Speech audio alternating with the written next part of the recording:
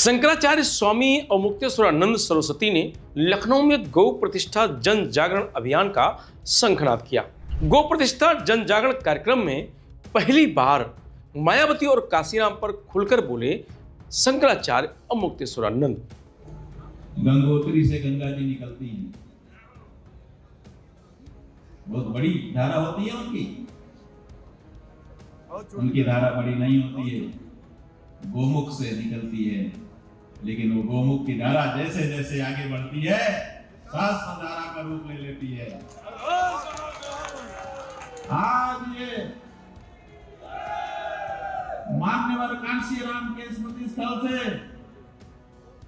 ये जो नया इतिहास आप लिखने जा रहे हैं, ये गंगोत्री की गंगा प्रकट हो रही है, आगे चल के सहस्त्र धारा बनेगी।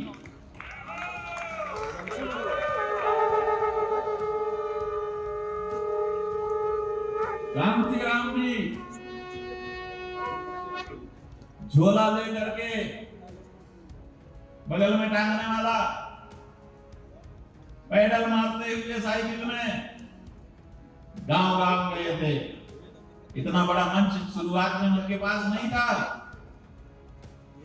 उनके पास गाड़ी भी नहीं थी 4 चक्के की, और गांव गांव जा करके चबूतरों पर बैठ करके एक एक व्यक्ति से उन्होंने बात की। और इसी उत्तर प्रदेश में उनके शिष्य, उनकी शिष्या मायावती बैठ करके शासन की कि नहीं की? हाँ, 4 बार। अब इतना हम नहीं जानते, महाराज जी तो वो भी जानते। 4 बार शासन कर दिया उस मायावती जी ने, जिनके गुरु कांशीराम जी झोला टांग के गांव गांव चबूतरे पे बैठ करके बिना किसी आसन विषेक चबूतरे पर लोगों को जा जाके बात समझाते थे अकेले। आप तो हजारों से शुरुआत कर रहे हो जी, बस आपके उसी समर्पण की आवश्यकता है जो मान्यवर कांशीराम ने। हम भी मान्यवर इसीलिए कह रहे हैं, उनका जो भी विचार रहा होगा, लेकिन कैसे सत्ता के लिए आगे बढ़ा जाता है और कैसे उसमें बदलाव ला दिया जाता है, अपने परिश्रम से उन्होंने भी सिद्ध कर दिया था। जो अच्छी चीज है कहीं से भी स्वीकार कर लेनी चाहिए। आज कांशीराम जी के समर्पण की हम लोगों को भी आवश्यकता है। बंधुओं, हमारे यहाँ कहा गया है स्वस्ति प्रजाभ्यः परिपालयन्ताम् न्याय्येन मार्गेण महीं महिषाः गो ब्राह्मणेभ्यः शुभमस्तु नित्यं लोकाः समस्ताः सुखिनो भवन्तु। स्वस्ति प्रजाभ्यः, हम साधु संत विद्वान जिनको आप लोग धर्म रक्षक कहते हो, जब हम कल्याण की कामना करते हैं तो हम स्वस्ति राजा राजभ्य नहीं कहते हैं। राजाओं के लिए कल्याण की कामना हम नहीं करते हैं। हमारे पूर्व पुरुषों ने जब स्वस्ति कल्याण की कामना की तो क्या कहते हैं? राज्या राजभ्या राजभी, तो स्वस्ति प्रजाभ्या, राजभ्य स्वस्ति नहीं कह रहे हैं, प्रजाभ्य स्वस्ति कह रहे हैं। हम प्रजा के कल्याण की कामना करने वाले लोग हैं। और वो साधु जो यहाँ नहीं आ सके, देखो बुलाया तो इनको भी हमने नहीं था। क्या यहाँ अयोध्या जी से नहीं आए हैं महाराज जी, दिलीप दास जी जैसे आचार्य? वहाँ क्या यहाँ वृंदावन से नहीं आए हैं संत? क्या यहाँ काशी से नहीं आए हैं?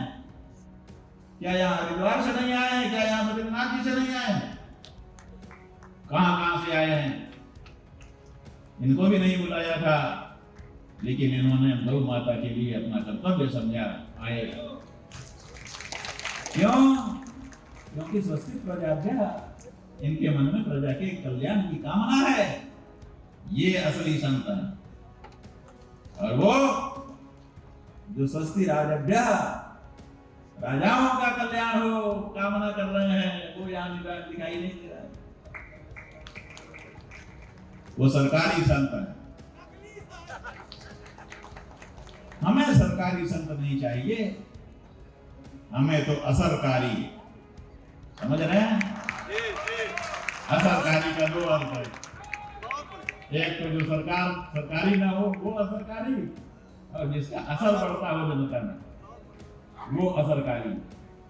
तो बंधुओं, सरकारी जो है उसका असर तब तक है जब तक सरकार है, और जो असरकारी है उसका असर कब तक है? जब तक वो रहेगा तब तक उसका असर रहेगा, और जब वो चला जाएगा तब भी उसका असर रहेगा।